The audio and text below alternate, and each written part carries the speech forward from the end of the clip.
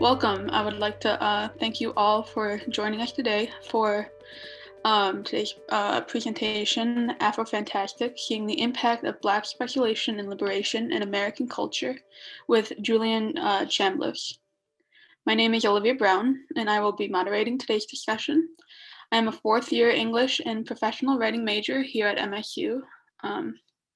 Before we begin the discussion, for those of you who are new to Zoom, I would like to direct you to the Q&A button at the bottom of your screen. You may use the Q&A button to submit any questions you have at any point of the webinar.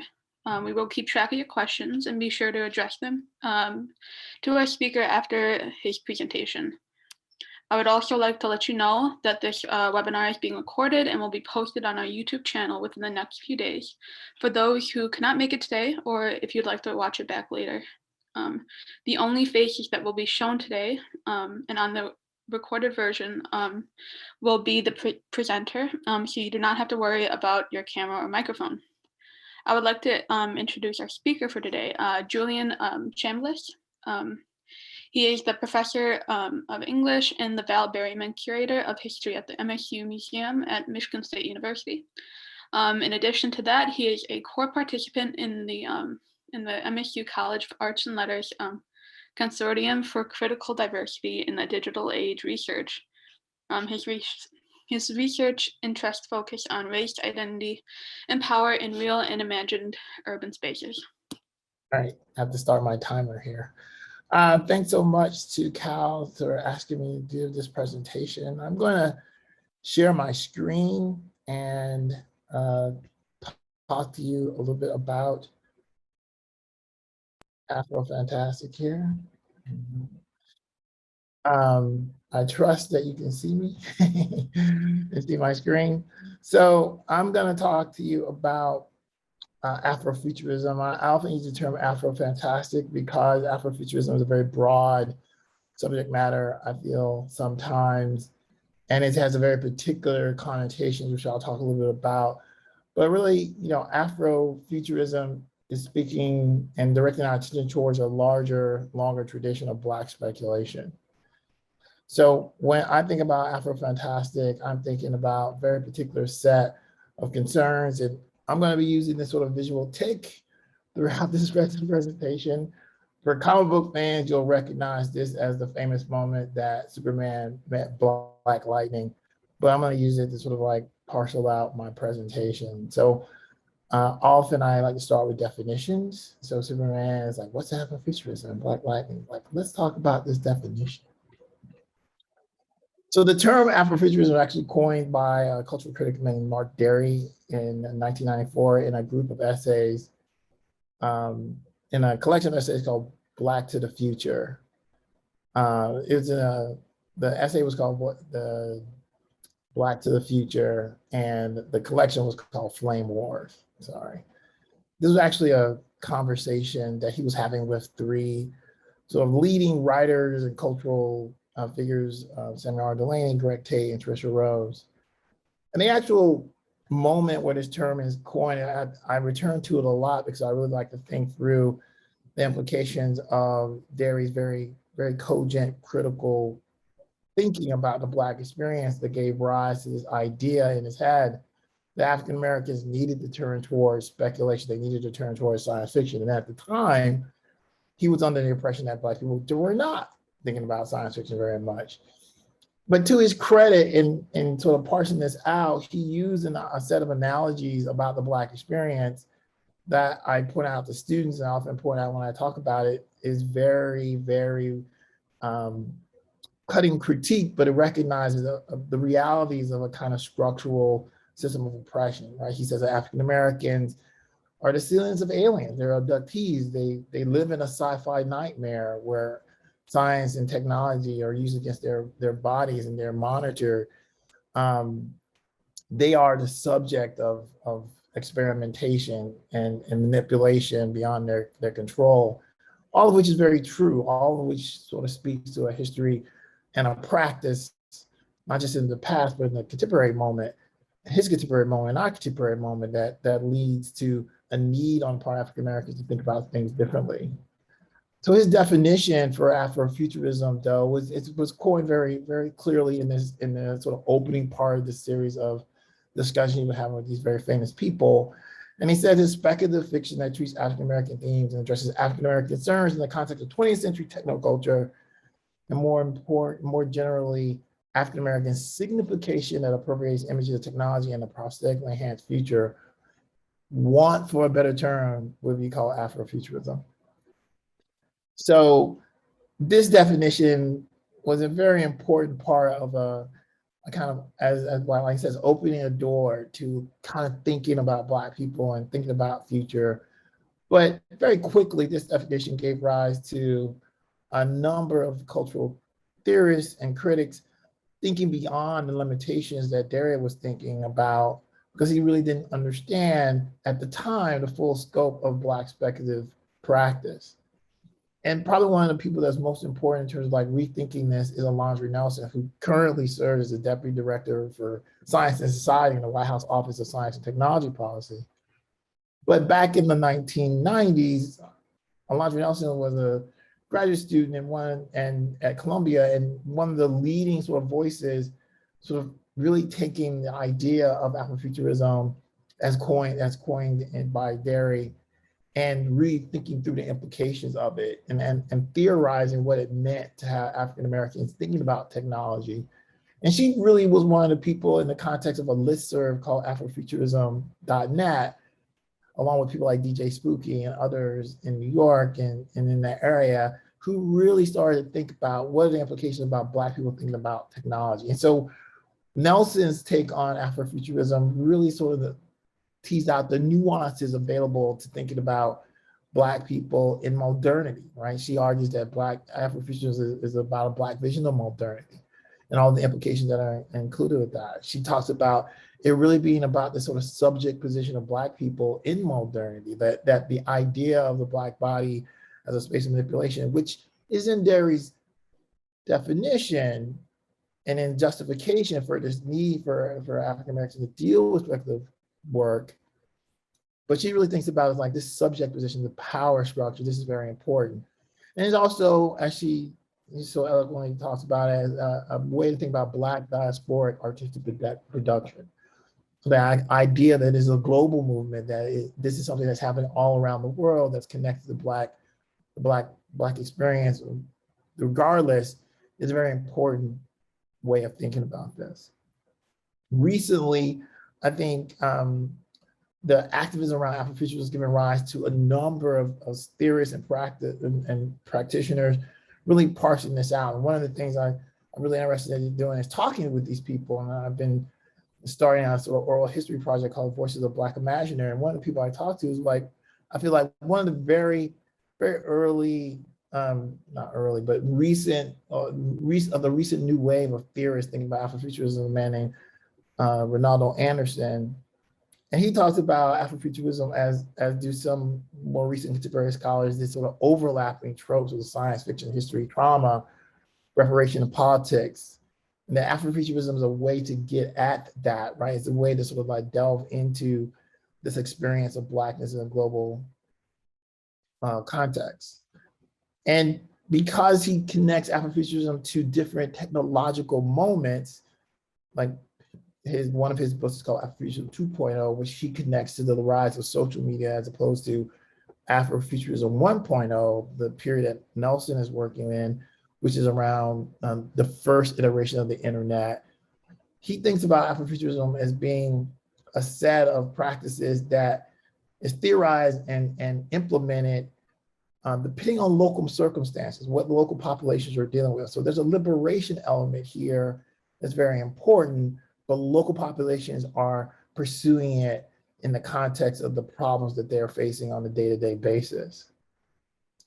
Again, when we started to think about this, is there a way for us to think about this intersection between speculation and liberation that seems to be at the heart of this?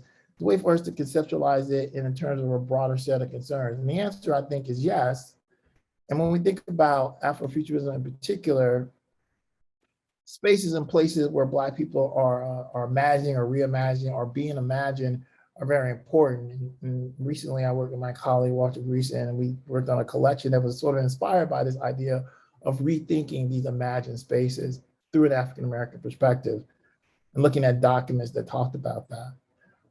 But I think a number of theorists have caught on to the fact that while we might think of Afrofuturism as sort of like revolutionary, transformative thing that Black people are doing, it really fits into a kind of ideological landscape that's very important to the United States.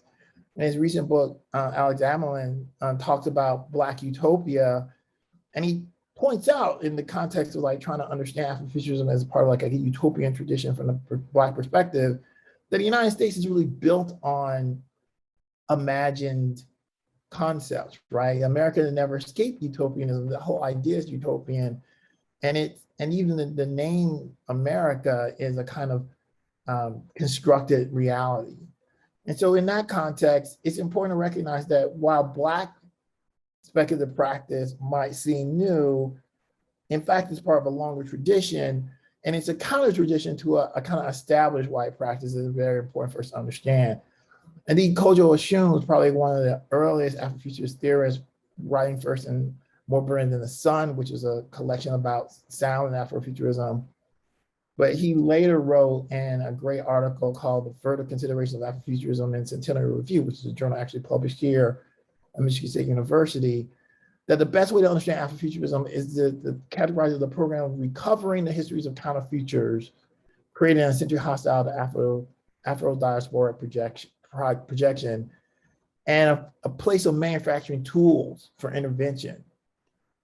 So right away, this sort of like turned towards thinking about a set of tools of the counterfuture being created, happening not just simply in the past, but currently and also in the future, really opens the door for us to think about Afrofuturism and the Black Fantastic in a different way. This is an ongoing set of practices that people of African descent, as Alondra Nelson points to, have employed, and are doing it, as Ronaldo Anderson points out, in hyperlocal context around the idea, as I would say, liberation, right? They're speculating around liberation in response to modernity, in response to its sort of emphasis on race and structure and oppression.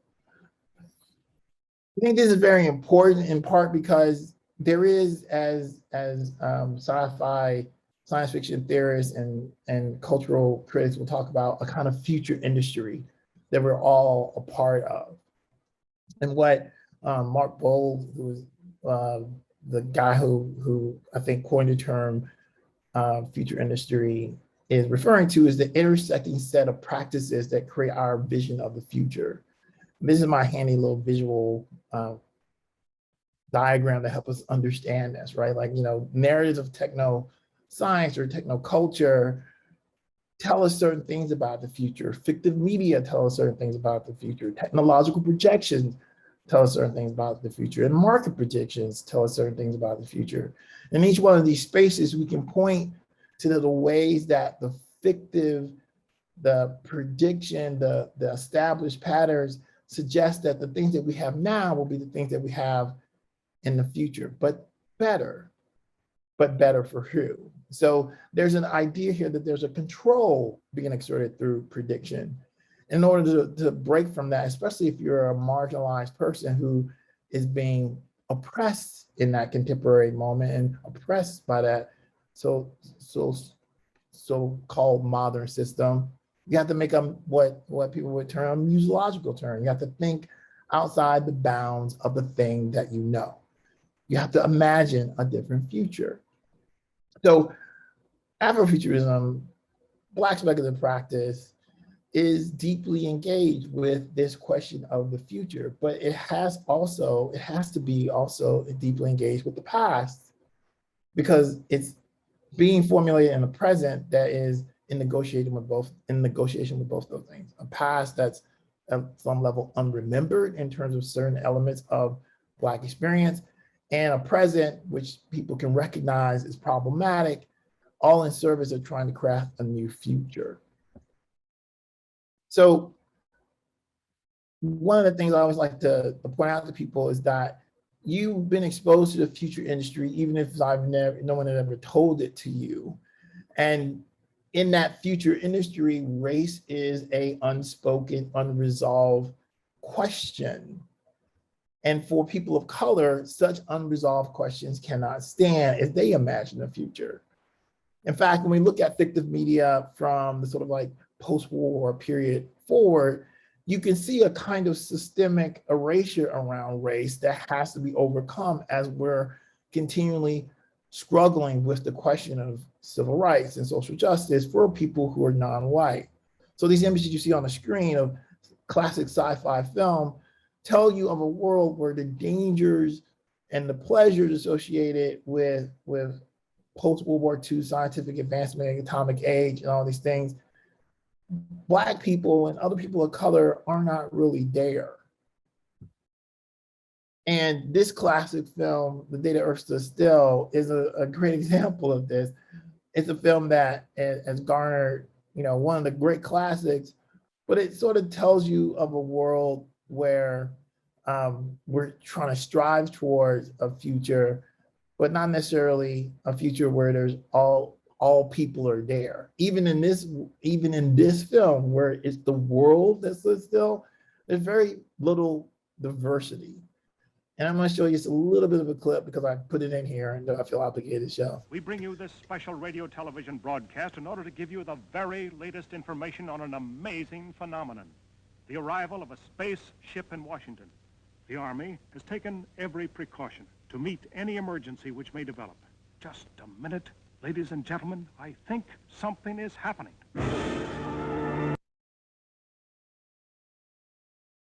So that classic film and many of the films of that era don't have any place for people of color, not really.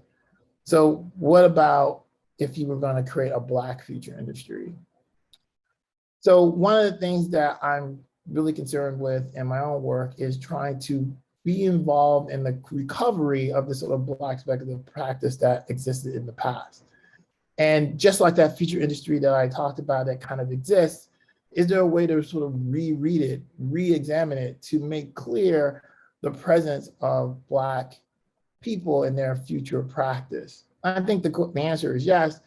And I use the idea of Afrofantastic as a kind of umbrella to sort of talk about that. I actually have a website called Afrofantastic, where I put things that are sort of part of these ways that I'm thinking about it.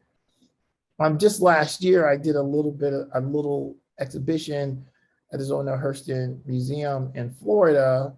I work very closely with them about the sort of lost Afrofuturist literature of the 19th and early 20th century. Lost in a sense, not that scholars don't know about, but lost in the sense of a kind of public discourse.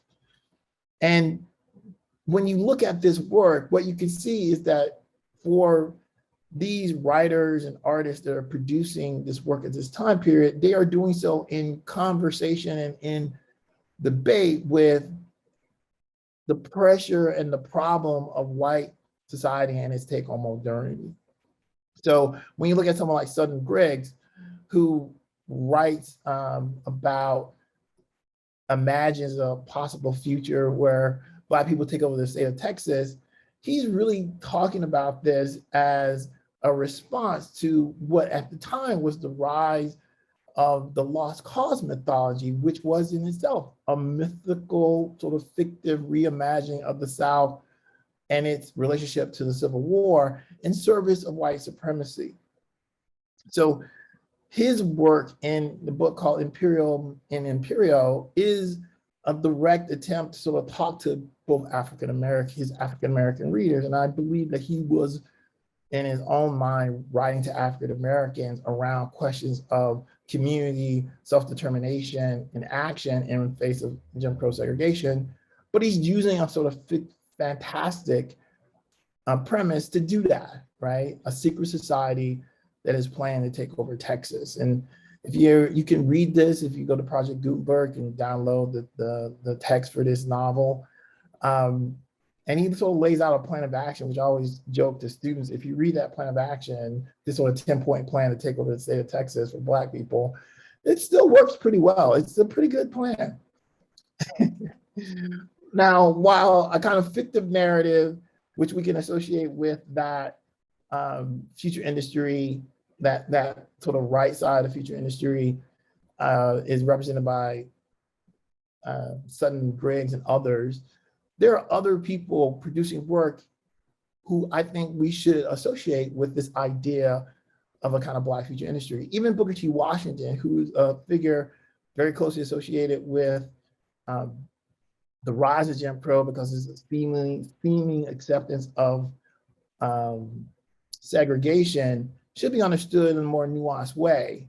Because I think Washington, if you look at his work, really attempted to rework these ideas of market projection and market prediction and technological projection to promote a vision of Black progress that was rooted in an agrarian space. But even as he spoke about that, he often articulated that the future that was being offered by this was going to push towards Black people having political space, being in the public sphere. But this was an important first step, especially if you read works like Working with the Hands, where he sort of lays out his justification for why he's embraced industrial education for African Americans.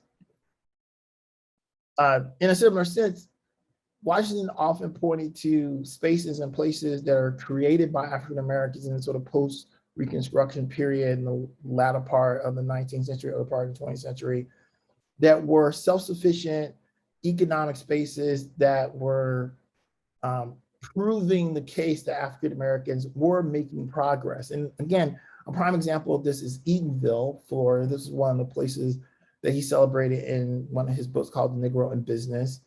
And Washington was very careful and very deliberate in his creation of a series of networks and projects that were rooted in these questions of civilizing, transformative action on the part of African Americans. While some of these things often play to racist assumptions of white supporters, they also almost always had a very strong grassroots effort or emphasis that cultivated community members being very active in the creation of institutions that educated, that employed, that improved the day-to-day life of African Americans, which I would argue at some level gave rise to why Washington was so popular with the Black community, just as he was popular at some level with the white community, although these are huge debates. When you look at the spaces that are being nurtured by Washington's network, though, places like Edenville, again, a place that I know well, they're very cognizant that they are choosing a path that is inspired by the idea of future orientation, future solutions. This is the first issue of the Edenville Speaker, the newspaper Edenville, and it says right there at the top, colored people of the United States solve the great race problem by securing a home in Edenville, Florida. So these questions of space and these questions of speculative practice on the part of creating communities that sustain themselves are very important. But of course, in this context, especially in this sort of pivotal period in the first 2 decades of the 20th century, the other key figure to think about here is W.B. Du Bois. And like Washington, I think Du Bois is an incredibly popular figure with African Americans and with white allies. But Du Bois, of course, takes an entirely different approach. He was an ardent actor in the Black future industry, but he often produced work across the sort of the areas of that industry that were designed to fight against racism. So Du Bois wrote fictive work. He wrote one of the first sort of like sort of disaster fiction pieces ever by an African American, The Comet. He did technological projections. His work in Atlanta as the head of the sociology department at Atlanta University was groundbreaking, studying the urban experience of African Americans. He did market predictions, right? Like he studied capitalism very carefully and talked about it sort of systemic ways that it undermined African Americans. All of these things he did in support of a kind of transformative action and future development for African Americans. And so this is a little bit of the comment. Again, something else that you can download from Project Gutenberg if you're so inclined to read it. Washington's and Du Bois are often seen at the ends of a spectrum, one accepting segregation, the other rejecting it and fighting very hard against it and going off, leaving academia eventually to work in the nonprofit sector. He was founding NAACP. But I would say that if you look very closely at their practice, they do a lot of similar things. Washington at Tuskegee University supported the work of the great sociologist Monroe work. That's really tricky, but it's the work of the great sociologist Monroe work, who was a trained University of Chicago sociologist who collected data about Black progress and published some of the very first sort of statistical analysis of the Black community. Worked with W.B. Du Bois in Atlanta, and Du Bois, of course, created a number of data visualizations marking Black success through the work that he was doing in his sociology department in these in Atlanta. And you can see a lot of these images, again, talking about the progress of African Americans, imagining how that progress, despite the limitation and structure created by racism, how it was accelerating over time. Both Du Bois and Washington understood, I think at some level, the need to document African American progress. But the question of how much of that progress could be undercut by racial violence and systemic anti-Blackness, this was the key issue, I think, in which at some point the sort of speculative practice of these men diverged. For Du Bois, his work understanding capitalism, the sort of systemic nature of white racism, increasingly hardened him to the possibility of like reconciliation or cooperation around transformation around African Americans.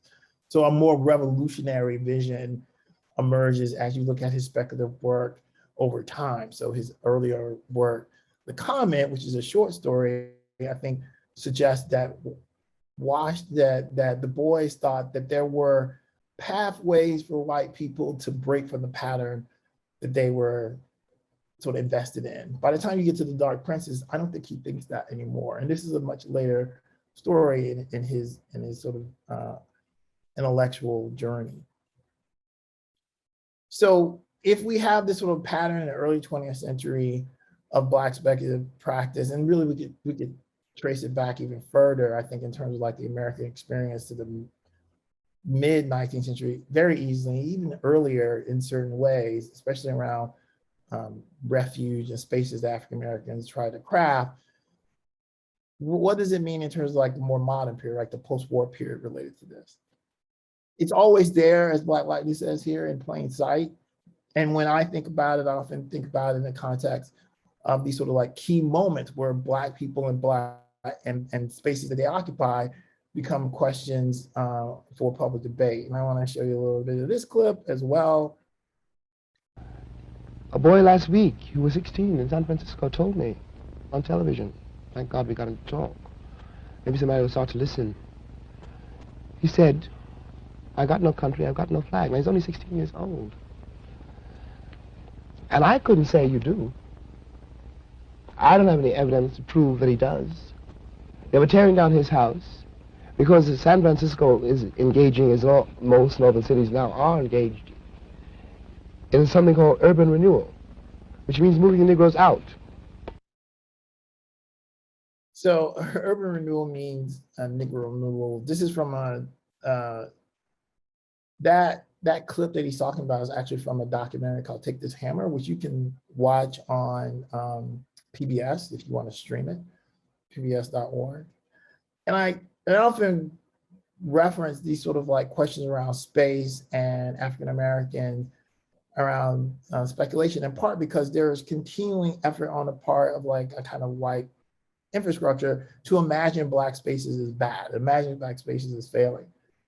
And those counter efforts on the part of African Americans to imagine it differently are very important. Negro urban renewal was the latest pattern of a kind of racialized geographies that were very prominent throughout the 20th century in terms of urban development in the United States. The groups that were being removed might change, but for the most part, the lower you were on the sort of racial hierarchy that dominates the modern sort of Western modernity, the more you were removed. So we can trace these sort of discussions about Negro removal and urban renewal to the early 20th century, where it's white ethnics along with African Americans are being pushed out to create more beautiful, more organized cities.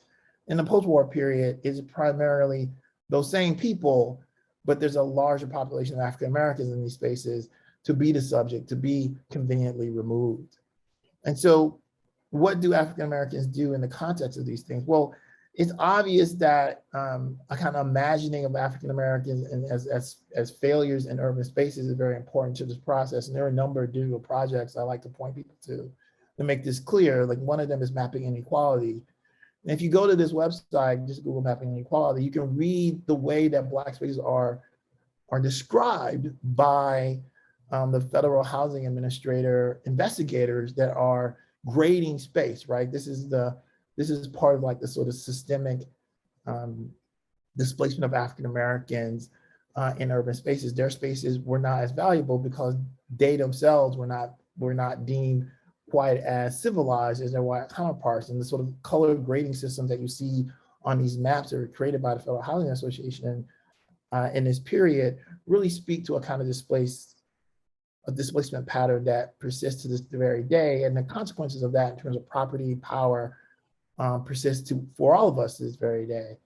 Whenever you log on to this site, it shows you the nearest sort of geographical area to where you are. So when I logged on recently, I saw Lansing, so I just put that slide in there. But you can search for whatever geographic area you're in. And if they have it in the system, you can read through some of the descriptions. When you hover over these colored spaces, you get the description that the investigators wrote for these spaces if it's been transcribed. So this is an ongoing project.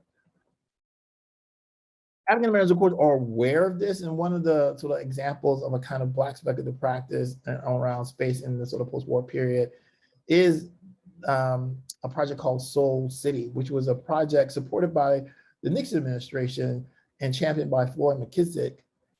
And this was a planned community for Black people, by Black people, that the federal government was going to build in Warren County and North Carolina.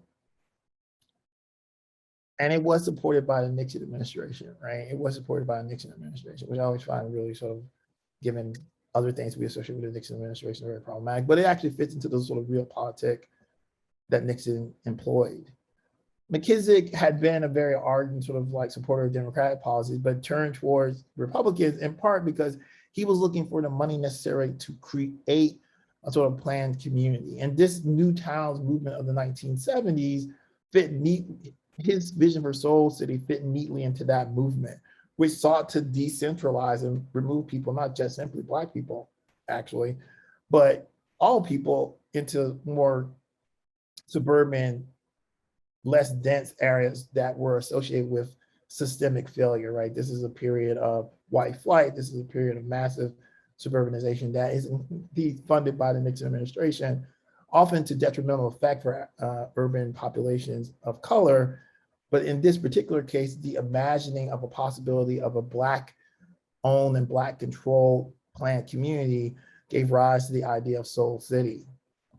And HUD committed to building this city.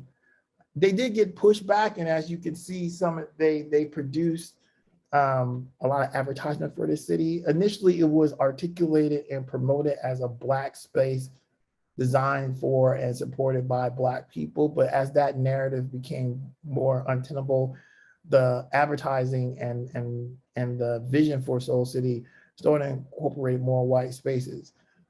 Eventually, the project did not move forward, but it does show you the willingness and how far and how innovative in terms of that museological turn African Americans could be as the landscape around urban fiscal policy and urban social policy changes in the aftermath of the civil rights movement of the 1950s, 1960s, as we get into the sort of conservative backlashes of the 70s and 80s. I think a lot of times there's more that could be said about this period as we sort of see a more conservative set of circumstances start to dominate the popular imagination and the politics. But this is also a period where I think there are very consistent efforts on the part of African Americans to imagine counter futures, right? That they are doing projects across a realm of fields that are very important. This is a place where the emphasis on science fiction comes into play. And like when we initially talked about Afrofuturism in scholarly circles, we often point to the 1970s as a place where like, oh, well, see, these are people who are doing Afrofuturist things. One of the first people who helped to sort of define that in the minds of a lot of people was Octavia Butler, who was a Black science fiction writer, winner of MacArthur Genius Grant. But she was a science fiction writer, and science fiction, as we well know, is not necessarily always considered serious literature. But in Octavia Butler, her work is Afrofuturist in the sense that it thinks through the very nature of modernity through speculative work, right? So probably one of her most popular works is Kendra, which is a time travel story that is set in 1776. And again, if you you can listen to it free by going to this website, archive.org/thekindred. But this is a story that is part of a pattern on her part of exploring these questions that are fundamental to the structure and practice of the West and the United States in particular through these sort of speculative work. So Kendra deals with slavery. She did Parable of the Sower, and then Parable of the Talents, where she talked about environment, technology, theology, and metaphysics. She did a Patternist series where she thought about questions of gender and class. And even in her Exogenesis trilogy, she's thinking about questions the sort of damage due to prejudice, class conflict, and violence. One of the things that Octavia Butler is very clear about in her work, she cares about hierarchy, she cares about race, she cares about the consequences of how hierarchy leads to damage for people. She always has a sort of Black female protagonist at the core of her stories. And that is another way that we can sort of like draw some of the sort of tenets of Afrofuturism in her work. The sort of emphasis on kind of Black feminism, sort of emphasis on community, a kind of emphasis on a different kind of aesthetic, emphasis on a different kind of metaphysics, even an emphasis on a different kind of science. All these are things that we consider hallmarks of Afrofuturism, and all these things are central to Octavia Butler's work.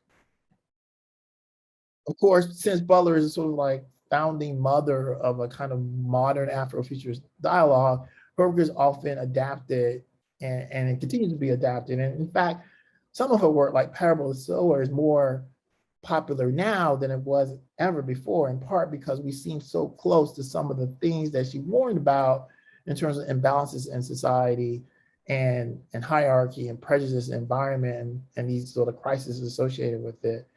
So my colleague, John Jennings, and his frequent collaborator, Damon Duffy, are adapting Octavia Butler's work into graphic novels. And if you go to your local library, or if you're an MSU community, you can check it out through our library. You can read their adaptations of this story. This time travel story, of course, is set in 1976, and she travels back in time through her own sort of familial timeline, exploring the impact of slavery. And of course, as I mentioned, Parable of the Sower is a classic work that was written in the 1990s that is really describing a world that in some ways very much feels like today. Like I sometimes joke, and it's not really a joke, that we're about 2 or 3 years from living in the Parable of the Sower world, depending on how things break. It is a dystopian novel, but the nature of that dystopia, I think it's always very important to understand. It's not that there is no government, just the government does not care. It's not that there is no police, it's that the police do not protect. It's not that there is no, that everyone is homeless, it's just that only the people with the most money are safe, right? Like it's a question of a system that is devalued life and allowed hierarchies where the people with the most money have the most power and everyone else sort of lives with the consequences of those abuses. And so it's incredibly seemingly predictive novel, even down to a character I like to point out who's running for president with "Make America Great Again" as their slogan, right? This is why it freaks people out so badly. Again, Damian Duffy, the white guy on the left, and John James, the black guy on the right, are adapting this. And this is another book that you can read if you want to know more. I think it's always important to end these talks with a consideration of how Afrofuturism remains a kind of very real practice, not abstraction, not just simply speculative practice, but as I said, when you look at those spheres of activism, it's happening right now, and it's happening right in front of us. And it's interesting because Michigan, in particular Detroit, has a lot of connections to contemporary Afrofuturism and recent historical Afrofuturism. Inge LaFleur, who is an artist and curator, ran for mayor of the city of Detroit with Afrofuturism as her platform back in 2017. And there are very active contemporary Afrofuturist artists and makers in Detroit, like Bryce Detroit, who use the language of Afrofuturism in their creative work, right? Like Bryce Detroit talks about himself as an Afrofuturist, talks about himself using a kind of Afrofuturist model for a kind of artistic liberation movement. And in terms of Detroit techno, which is one of the sort of foundational Afrofuturist sounds of the 1970s, those groups like the Belleville Three, who was shown here, these are people who are talking about and in dialogue with a kind of dynamic social space where African Americans are pressing for transformative action. And so it's always interesting to think that while we might be shaping our understanding of Afrofuturism around a question of like Black Panther, the reality is it's a very long set of practices driven by African Americans that push for liberation. And when we look for it, we can see it manifest in really startling ways. And as Ingrid talks about, as a Black woman, she's always had almost desperate relationship to the idea of utopia, that it could be established, it could serve good for all. I think it's always important to think about Afrofuturism not as purely an African-American thing. Yes, it is about African-American speculative practice, but there's nothing about Afrofuturism that requires you to be African-American. You just have to understand its tenets around liberation and understand the way that it's asking us to rethink society, and recognize that in rethinking society in this way, yes, Black people will have a better future, but you too, regardless of your race, would also have a better future. Afrofuturism does not depend on other people being crushed under the boot heel of an oppressive system. It simply asks for a more liberatory system where people are safe, people are healthy, and people are valued. And in that system, everyone would be okay. I'm gonna end it here with this piece of art by Alicia B. Wormsley, in part because just like Black Lives Matter, this simple statement, there are Black people in the future, when she first started doing this sort of installation, it always seemed, the impression that you get reading reactions, seeing people interact with this, is that it catches people off guard, right? The idea that there are Black people in the future.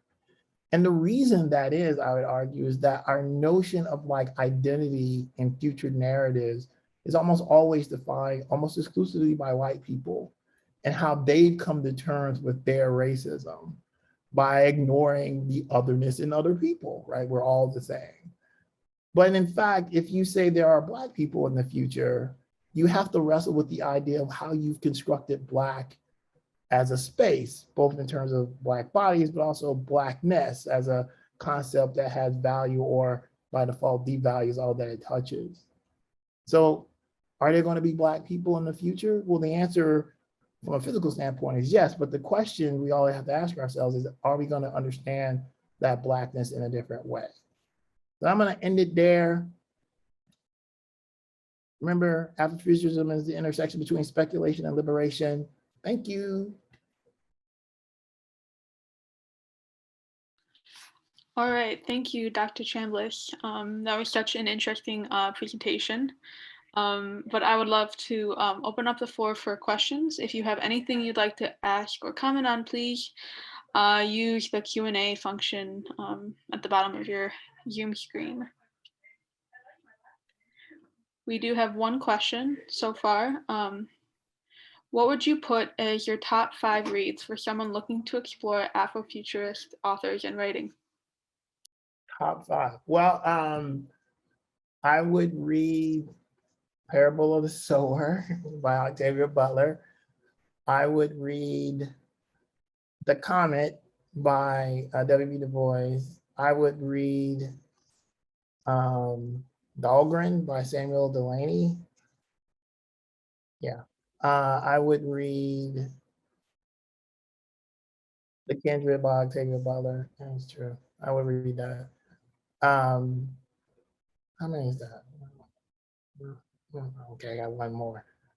I would read Martin Robinson's Blake, Huts of America. That is a novel from the 19th century.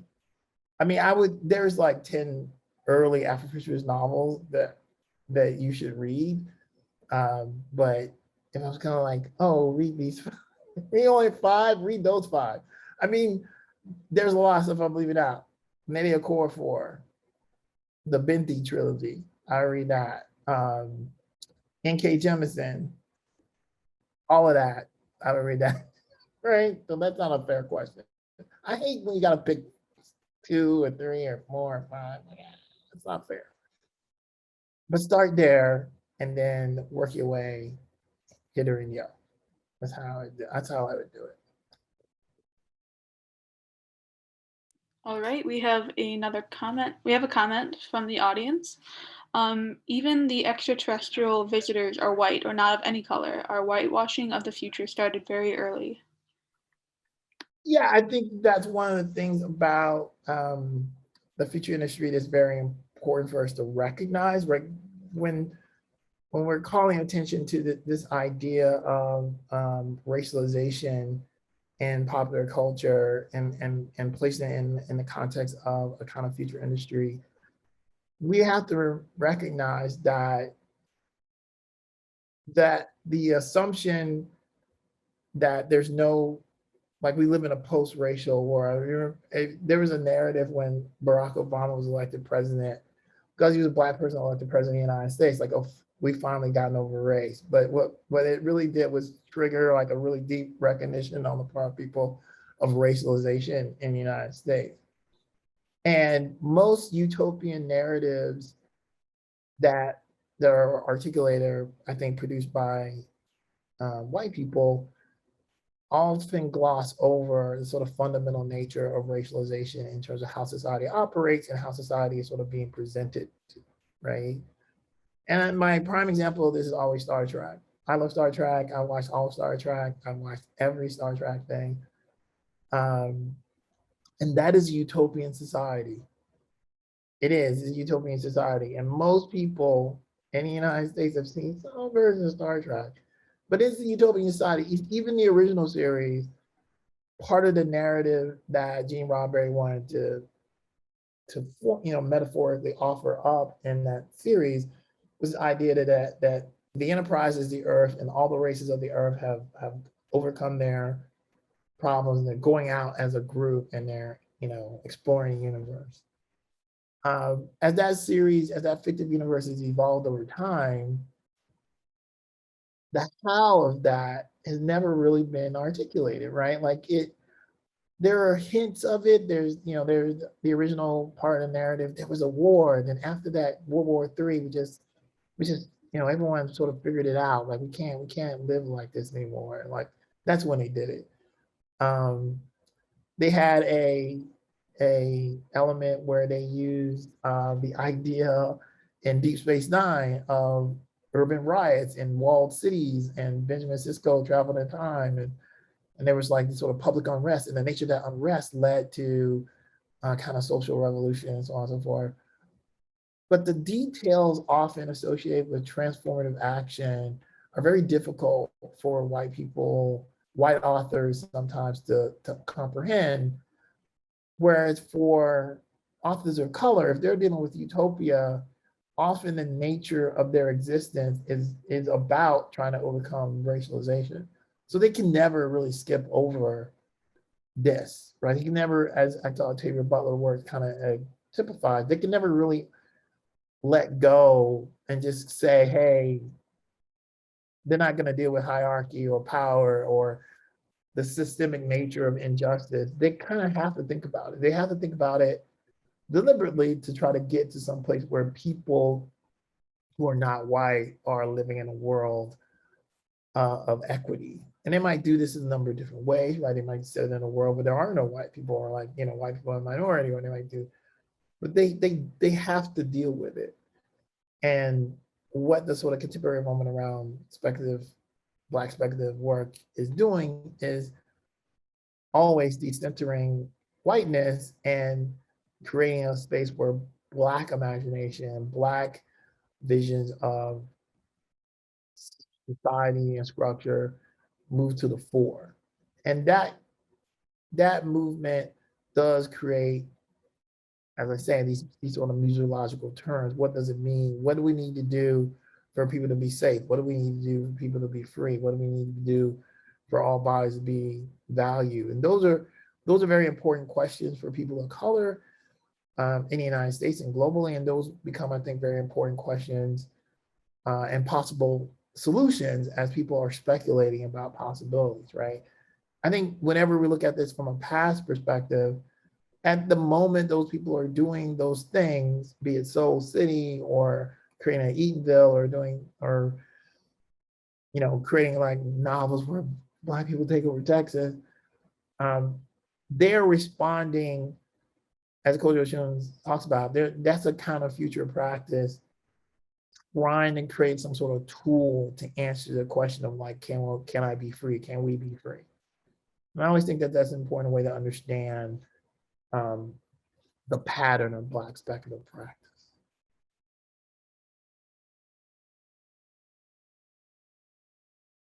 Okay, another question for you. How did you come to this topic as a research focus?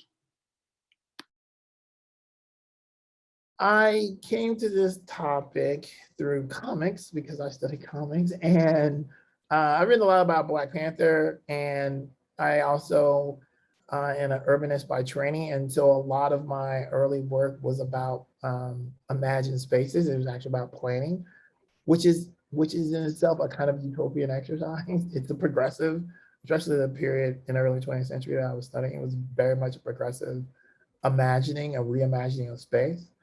And much of that work is predicated on sort of understanding how people's reading of spaces is connected to sort of like social cultural narratives around stability, community, and identity, right? Even planning in the early 20th century, it's a progressive exercise that is greatly influenced by the race science of the period, the sort of emerging social psychology movement of the period.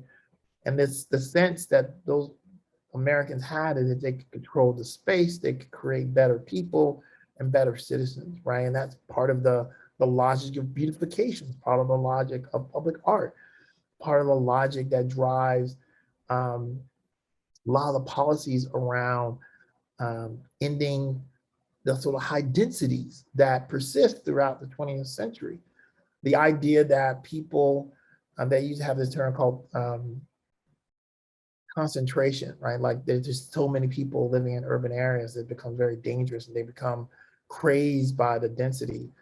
Those ideas are very much ideas that persist, and they affect how we understand not just simply space, but how we act on it in terms of policy. And so I'm always mindful of this, these set of concerns. And so as I looked at comics, which I think of as an urban topic, they're very much archiving the urban experience in a very real way.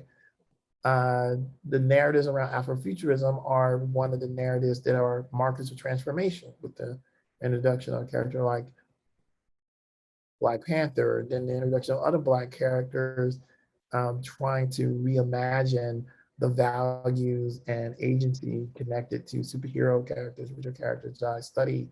These are all part and parcel of the same practice. And understanding Afrofuturism as a framework to read the cultural narrative makes it very easy for me to see the sort of connections, because I do see a lot of linkages between real spaces and imagined spaces, right? They are in dialogue. And often for people of color and other people who are marginalized, those dialogues can be very detrimental.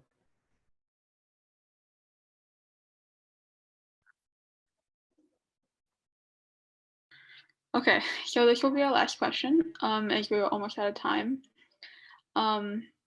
So it says, I now thoroughly value the description of the Afro-American experience through the Afrofuturistic paradigm and find it refreshing. Can you comment on the value of this different frame for reshaping race relations in the US?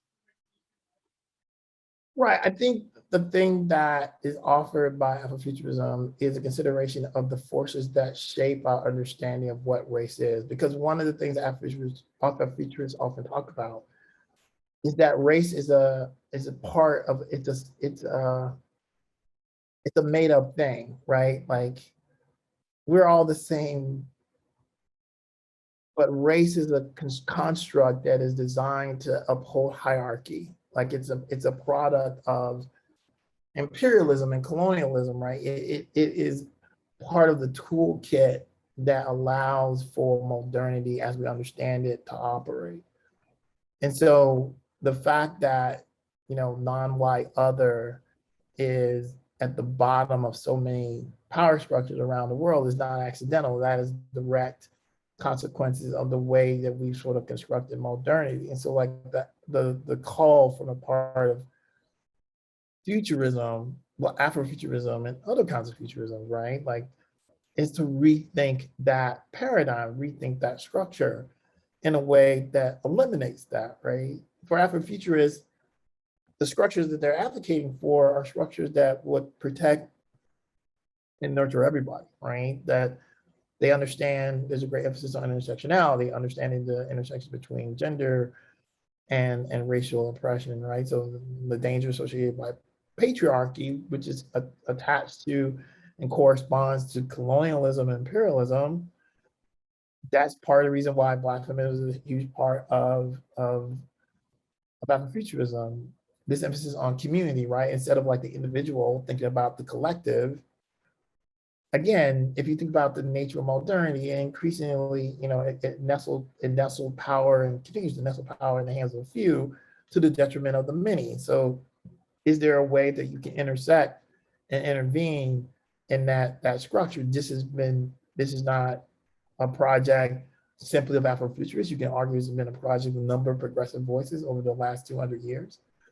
Very concerned with this idea of like a systemic imbalance that hinders the weakest in the system. Aesthetics, right? Again, like the idea that there's a standard associated with beauty that serves a kind of overarching narrative of whiteness and stigmatizes non-whiteness, and that whole set of like visual culture, like a visual language that serves a kind of structure that is oppressive. Every one of these things that we associate with Afrofuturism, ultimately these become things that if they are changed, they open the door to a more stable, more equitable, more freer future.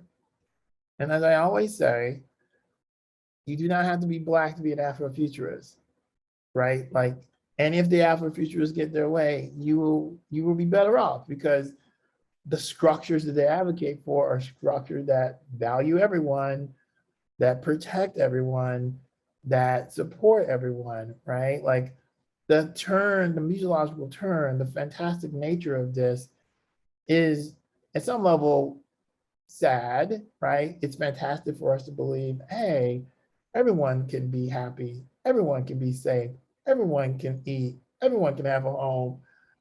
Well, okay, like that is that really that fantastic an idea? Technically, every narrative of progress you have suggest that that's your goal, yet you don't want to intersect and think about the system in a way that would ensure that goal, right? Because if you did that, someone in your mind would lose. But remember, the goal is everybody have freedom. Everybody have that. Everybody would include the people who are most afraid of like losing things too. Like they just wouldn't be able to oppress people to get the things that they want.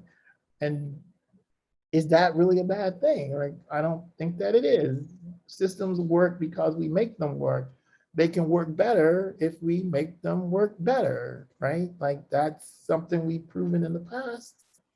And that's something ultimately, I think a lot of people who are embracing things like Afrofuturism today want to prove in the future. It could be a better system because we can make a better system. We just have to think in a different way.